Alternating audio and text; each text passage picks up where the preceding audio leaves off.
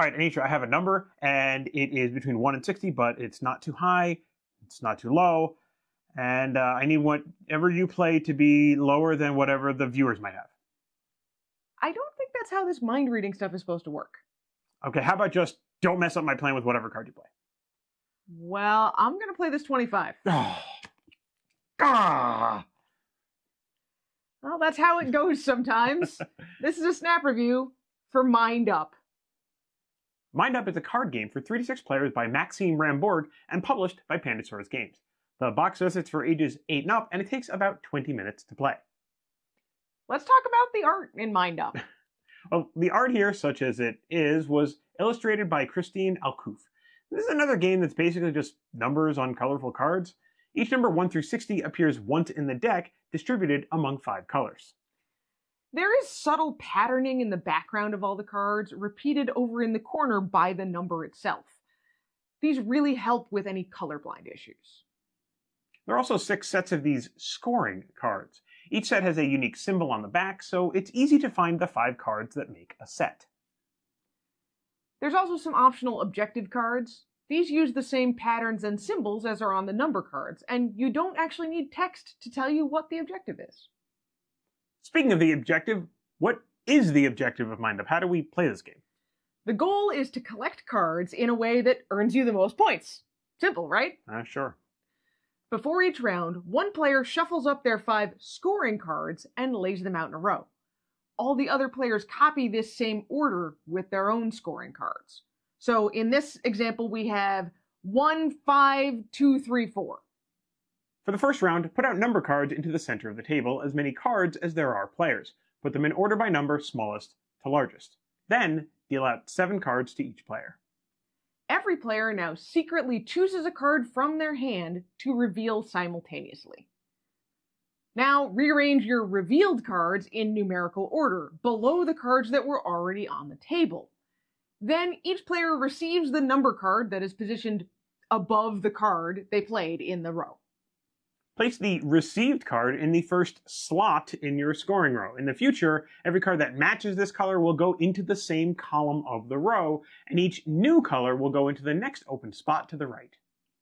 Everyone selects another card from their hand to play, and determine which card on the table they'll gather.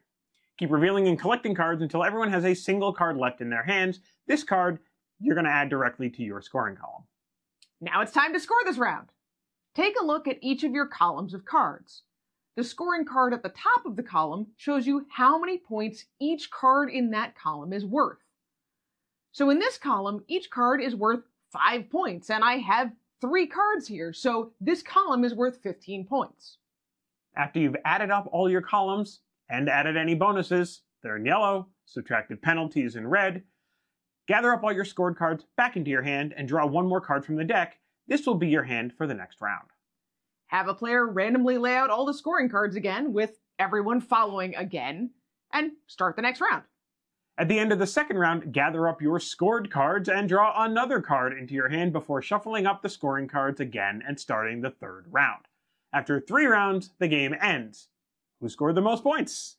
Like we said in the art section, there are also objective cards.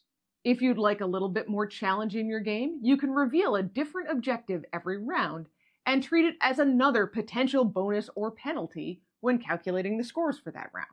So, Anisha, what did we expect from Mind Up? There are a lot of games out there with mind in the name. So I wondered if this would be a little like the modern classic The Mind, where you're trying to lay out cards in order without actually communicating. Or like a game we recently reviewed, Mind Map, which is actually a party word game. Or maybe it would be something else entirely. But it did look pretty simple. It's just numbers on cards.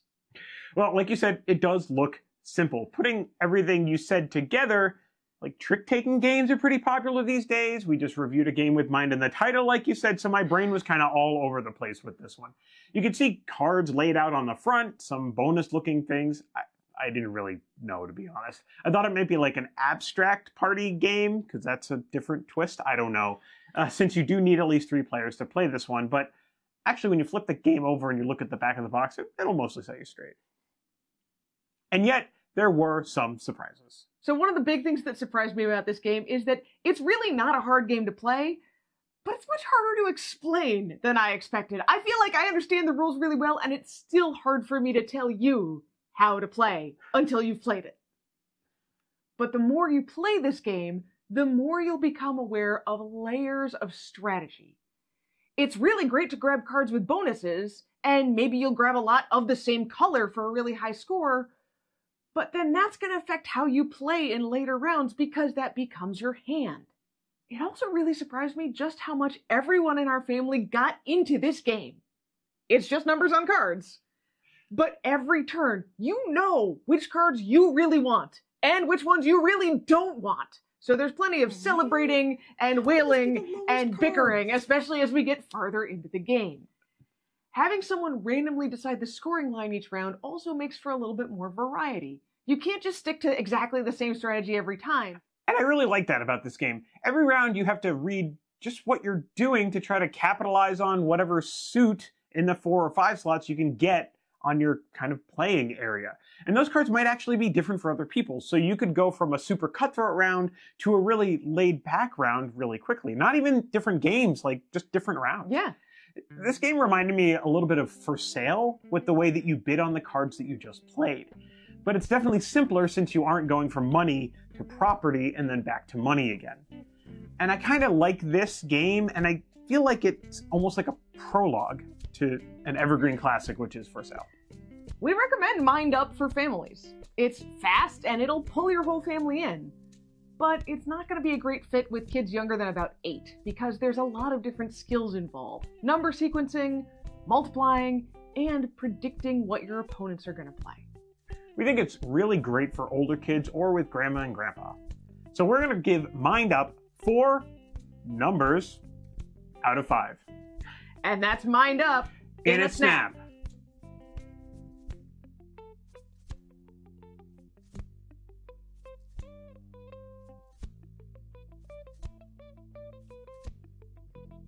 I don't actually know if there is a 1. Is there a 1? There is. Is 60 also orange? Wow. Who knew?